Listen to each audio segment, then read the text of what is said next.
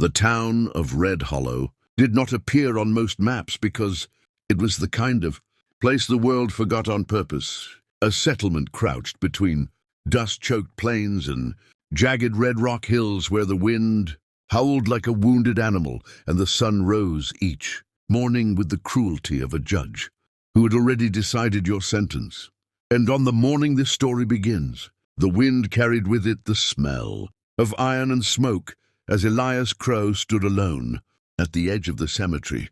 his boots sinking slightly into the dry earth, his black coat heavy on his shoulders despite the heat, his eyes fixed on a wooden coffin being lowered into the ground while the town gathered behind him in uneasy silence, because everyone knew that the man being buried, Samuel Crow, had once been the most feared sheriff for 100 miles in any direction, and that his son Elias had returned, after 15 years away, with a face carved hard by time and a reputation whispered about in saloons. From New Austin to the borderlands,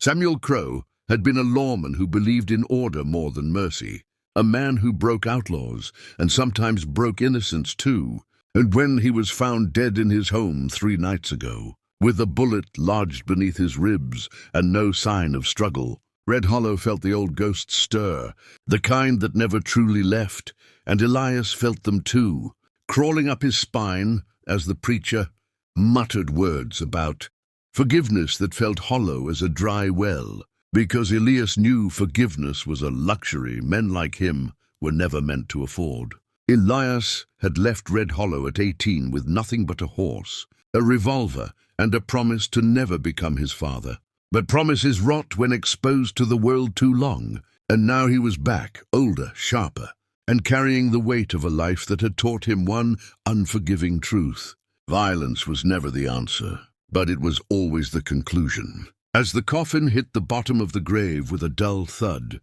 Elias turned slightly and caught the eyes of Mayor Thaddeus Boone, a thick-necked man with clean hands and a dirty smile, whose gaze slid away too quickly. And in that moment Elias knew his return had already disturbed something. Boone had worked very hard to bury. Red Hollow was no longer the town Elias remembered, where the law was harsh but visible, where lines were drawn clearly between right and wrong. Now it felt like a stage set for something rotten, with storefronts freshly painted to hide decay and men wearing badges who had never earned them. And as the townsfolk dispersed, whispering like wind through dead grass, Elias felt the pull of the past tighten around his chest. He mounted his horse and rode slowly through the main street, passing the saloon where his father had once dragged men out by their collars, passing the jailhouse that now stood empty, its doors hanging crooked, a symbol of justice abandoned. And he noticed how conversations died when he passed, how hands hovered near holsters, how eyes measured him not as a grieving son, but as a threat. At the edge of town, he stopped at the Crow homestead, a weather-beaten house that had aged worse than the man who once lived in it. And inside, he found exactly what he expected, a ransacked desk, missing documents, and bloodstains that told a story of execution rather than robbery. Elias knelt, touched the dried blood with 2 fingers, and closed his eyes, letting memory and instinct merge into something cold and precise. Because this was not a crime of passion, it was a message. That night, the saloon buzzed with forced laughter and cheap whiskey courage, and Elias sat alone in the corner, back to the wall, watching reflections more than faces, when a young woman approached him, her posture careful, her eyes sharp with intelligence rather than fear, introducing herself as Mara Hale, the town's schoolteacher, though Elias could tell by the way she spoke that she was more than that she watched this town the way a hawk watched a field full of snakes. And she told him quietly that his father had been investigating something before his death, land deeds, rail contracts, missing ranchers, and that men who asked too many questions in Red Hollow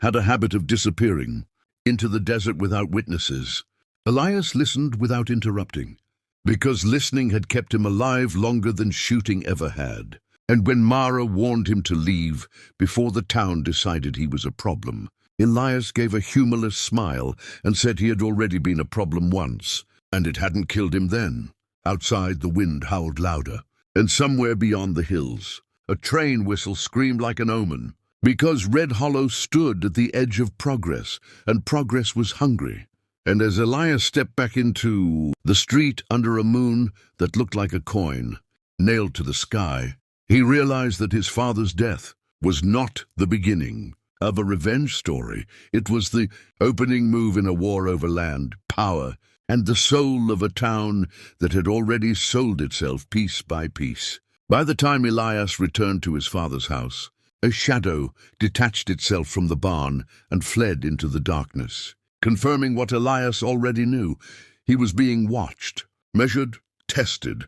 and as he cleaned his revolver by lamplight, slow and deliberate, he whispered a promise not to his father, not to the grave, but to the town itself, that Red Hollow would tell the truth before this was over, even if it had to be bled out of the earth. By dawn, the town of Red Hollow had already chosen its side, even if no one said it out loud, because when Elias Crow stepped into the street that morning and found the jailhouse doors freshly barred and a new notice nailed crookedly to the post declaring a temporary suspension of public access for safety, he understood that power had finished rearranging itself during the night,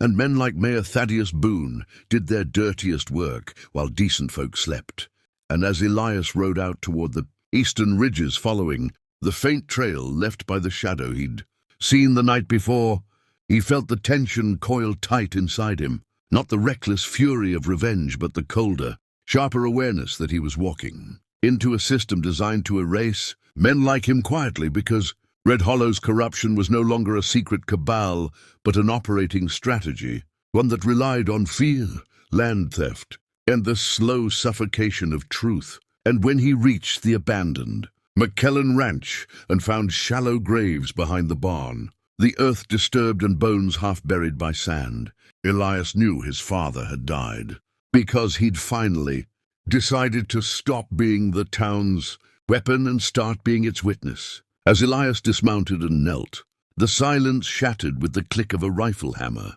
and Boone's voice drifted from the rocks above, calm and smug, explaining that progress required sacrifices, that the railroad expansion needed land and silence, and that Samuel Crow had refused to look away this time, which had made him a liability, not a martyr. And Elias listened as Boone outlined his philosophy like a businessman pitching a deal, because men like Boone never believed they were villains, only visionaries who understood that history remembered winners, not the bodies they stepped over. The gunfight that followed was short, brutal, and unglamorous. Dust exploding, bullets ripping rock, Elias moving on instinct honed by years of running from violence, yet never truly escaping it. And when Boone fell with a scream cut short by the canyon walls, Elias didn't feel triumph, only the heavy confirmation that killing the head never stopped the snake. Word traveled fast, and by evening Red Hollow stood on the brink of open conflict. Deputies splitting loyalty, townsfolk locking doors, the saloon filling with rumors sharper than knives. And Mara Hale stepped into the chaos, not as a bystander, but as a catalyst, revealing documents Samuel Crow had hidden with her, deeds, contracts, proof that Boone and the railroad had systematically driven families off their land through threats and staged crimes. And as the truth spilled into the open like blood in water, the town had to confront what it had allowed to happen. And when armed men rode in bearing the railroad's mark to restore order, Elias stood in the center of the street beneath the dying sun, not as an outlaw, not as a sheriff, but as a man demanding accountability in a place that had forgotten the meaning of the word. The final standoff tore Red Hollow apart, gunfire echoing through streets that had pretended to be civilized, windows shattering, signs burning, the false face of progress collapsing under the weight of its own lies. And when it ended, the town was scarred but breathing, its people forced to choose whether they would rebuild on truth or rot. Quietly under new masters, Elias did not stay to rule or redeem the place, because he had learned the hardest lesson of all, that justice was not something you owned, only something you fought for and then let go, and as he rode away at dawn with the wind at his back and the past finally loosened from his shoulders, Red Hollow began the slow, painful work of becoming something honest, knowing it would never be innocent again. And as the dust settled and the story closed, one truth remained clearer than the desert sky. Legends aren't born from revenge. They're forged when someone refuses to look away.